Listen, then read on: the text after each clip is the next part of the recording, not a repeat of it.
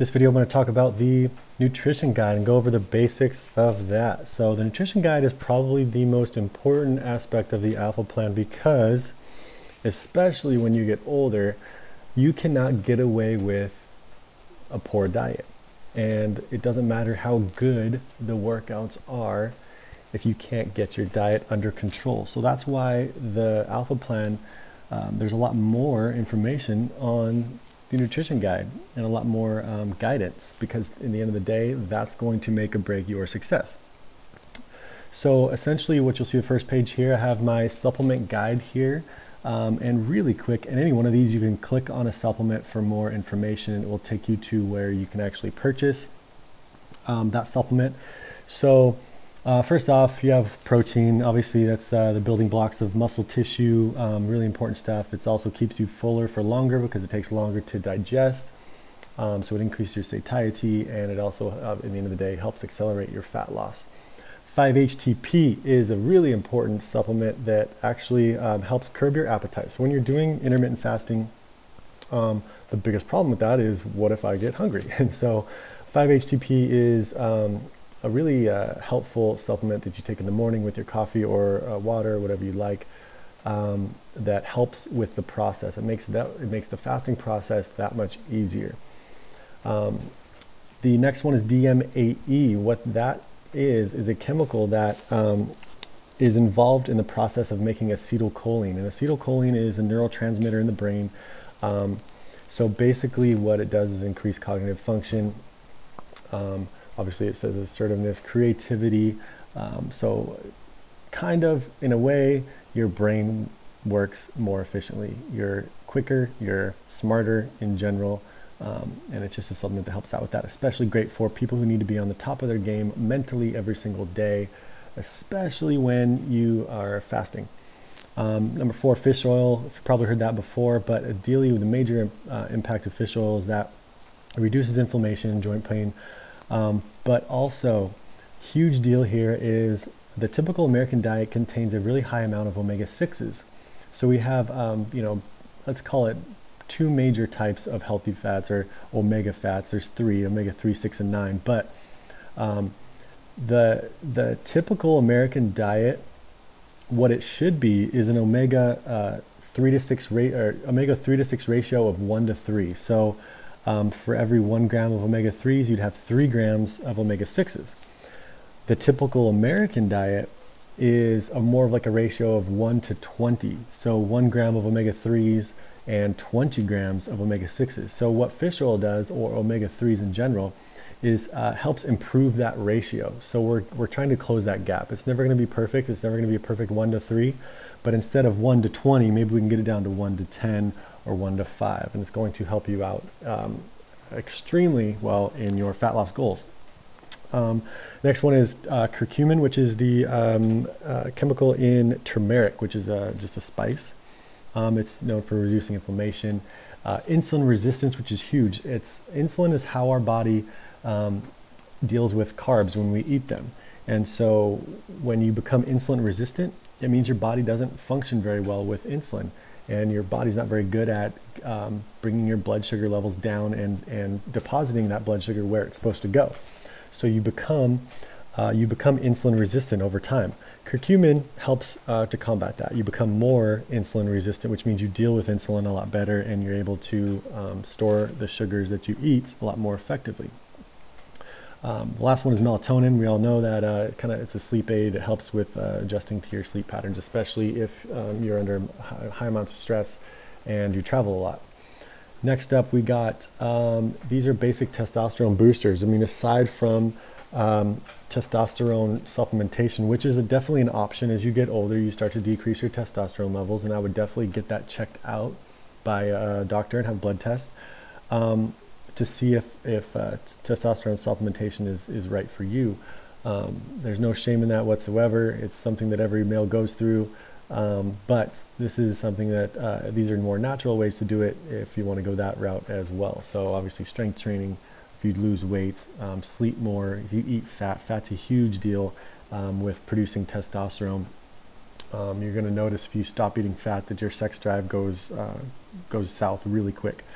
Intermittent fasting, especially when you're fasting, your growth hormone and testosterone levels are improved or increased. And decreasing stress is a huge stress is a huge deterrent on testosterone production as well. So next page, why intermittent fasting? Why does this work? I won't go into that too much. Next one, why flexible dieting? And flexible dieting is just a word to describe being more flexible in your food choices. So many diets out there are so limited on the types of foods that you eat, and they're basically based off of exclusions. They're based off of foods you can't eat, versus flexible dieting is more based on like, okay, what can you eat and still make it work? And that's what flexible dieting is all about, is not giving up the food you love and not excluding anything from your diet. It's just saying I have to account for everything. Some foods have a greater cost than others, but as long as you account for those foods elsewhere, you're able to make it work. And that's what flexible dieting is. So next off, we have intermittent fasting guidelines. Essentially what it tells you kind of how your typical day is going to look like. In general, you see the letters here: P for protein, C for carbs, F for fat, and V for veggies. And that's when you get later here in the diet, you'll see what that's for. Food prep tips. If you are someone who wants to start cooking at home, over the years, these are probably my best tips of things that I found that work really well in being able to cook food for yourself really simply and easily, because I don't like to spend hours in the kitchen just like most people, and I know you don't have that amount of time either. So this is going to help that out. Next up, we have the executive food list. So this is, by no means is this a be-all end-all of healthy foods, but these are foods that you're going to find 99% of the time in most stores, and they're very accessible. There's nothing in here that's like crazy Himalayan peas or rock salts and stuff like that. These are real foods that you see at the grocery store, and you can find these things everywhere. So, you know, any one of these foods, you'll see like a serving, or you'll see an amount to the left, and that basically is a serving size. All of these serving sizes contain 20 to 30 grams of protein. The carbohydrates, all of these serving sizes contain 25 to 35 grams, and so on and so forth.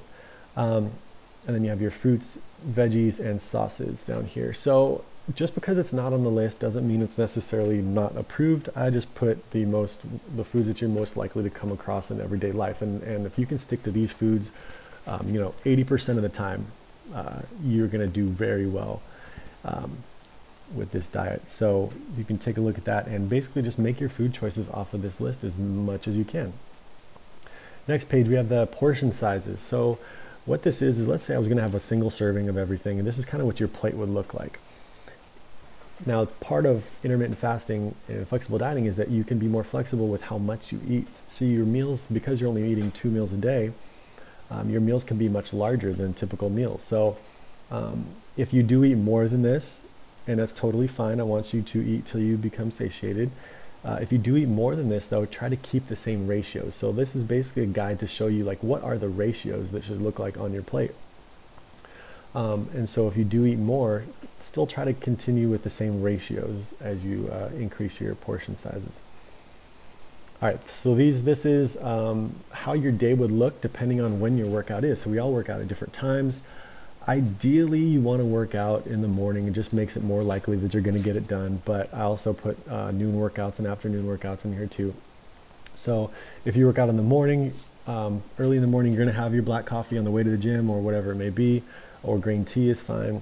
Post-workout, you have a meal that contains protein, carbs, and veggies. So all you do is you look at PCV, you would go up to this list, and you want to have a meal containing one category from here, another one from here, or sorry, what does it say here? Protein, yeah, protein, carbs, and veggies. So basically just pick one of each of these lists. Next up, throughout the day, you're going to kind of keep yourself satiated by using sparkling or lemon water, a protein shake or fruit if you have to. But these are really important. The sparkling water and the lemon water are really effective at suppressing your appetite and during long periods of fasting. Then about 6 to 8 hours later, you're going to have your meal 2, which is protein, fat, carb, and veggies. So again, you just go up to the list and pick whatever combo that you like, and then snacks throughout the day, or to finish the day off. You'll see a noon workout here. If you do work out around noon, You're going to have your black coffee or green tea. You have an option to add MCT oil or coconut oil. Those are just healthy fats that kind of increase the caloric content of that coffee, but it also kind of keeps you satiated a little bit longer, and makes it just a little bit easier for you to continue with the fast. And although it's, these things do have calories, coconut oil and MCT oil, it has calories, so technically it's not a true fast. But again, just as much of the benefit comes from backloading your calories. So there's not a lot of calories here. So at the end of the day, we're still putting more of our calories later in the day where they need to be. Then you have your snacks, post-workout, protein, carb, veggie. Meal 2, 6 to 8 hours later, protein, fat, carb, veggie. And then if you need to before you go to sleep, this is the stuff for you. And then PM workout works basically the same way. Rest days, here's what that would look like, and you try to have it, your meals, it really depends on when you wake up. If you get up a lot earlier, you're going to get hungry a lot sooner, but just try to last about if you can last 5 hours after you wake up, that's great, of just having, sparkling and lemon water, and then have, in general, your first meal will be 2 p.m., for example, of a protein, fat, and veggie, and then 7 p.m. would be your second meal of a protein, fat, and veggie. And the whole purpose here is, you can see there's no carbs because you didn't earn it that day. It's a rest day, and so we're keeping our carb levels pretty low on those rest days. Now, next up, we have the dining guide here, which basically covers, I think, every single type of to-go food or types of restaurants that you would go to, and essentially, what the best strategy would be at those places. So if you go out to sushi, try to do this. If you go out to Mexican food, try to do this. Steakhouses are really common. Things, Ruth Chris, things like that. I know those are very common with the client dinners and stuff. So these are the type of foods that you should stick to. And it's really not that hard. When you get in the groove of things, I know there's a lot of pressure. Social pressure or peer pressure when you get to these places with your clients to eat this and drink that, but these are the things that really add up over time, is all these types of foods where you make bad decisions. And there is healthy ways to eat this. I'm not saying don't eat this stuff. I'm saying when you do, here's the best that you should have. Next off is the fast food. So essentially we could click on any one of these and it'll take you to a page where it will tell you exactly what to eat at any of those restaurants. Chipotle is a really common one for being quick, easy, and for the most part pretty healthy as well. The alcohol guide. Next up is, so basically what I want you to realize here is I'm not going to tell you not to drink alcohol. It's obviously detrimental to your fat loss goals. It's not a perfect macronutrient by any means, but if you're going to do it, I'm going to teach you how to do it right. And it really depends on how much you're having. If you're, once in a blue moon, if you never drink, or on vacation or something, and you really want to pick something that's something you haven't had in a long time. These are the type of stuff that you would have here. These are probably the worst things you can get if you do go with alcohol, is these sugary drinks. But a lot of these beers also, and then ciders and malt liquors, like the Red's Apple Ale, those type of things have a lot of sugar in it. And anything juice, soda, sour tonic, so like a vodka, orange juice, vodka soda, like soda pop, like Coca-Cola, vodka sours, vodka tonics. All these have a lot of sugar in it. And the energy drink thing as well, try to minimize that as much as possible. So really rarely, if ever, do this stuff. If you are having 1 to 2 drinks, so if you're not, not going to drink very much, it's maybe just a social drink at dinner, this is the type of stuff that you can have. The cocktails would be more like a basic, old-fashioned, or a lot of these cocktails, like not these down here. So not the Long Islands, not the high sugar cocktails. Basic 2 or 3 ingredient cocktails are okay. Then if you're having a greater than 2 drinks, so if you're going to be planning on drinking a lot, try to stick to the lowest calorie stuff. So we have straight liquor. You have your liquor and soda, meaning the soda like club soda. Then very low calorie beers here. Next up. Oh, that's it. Okay, so that's it for the nutrition guide. Again, if you have any questions, feel free to shoot me an email, kurt@theexecutivealpha.com.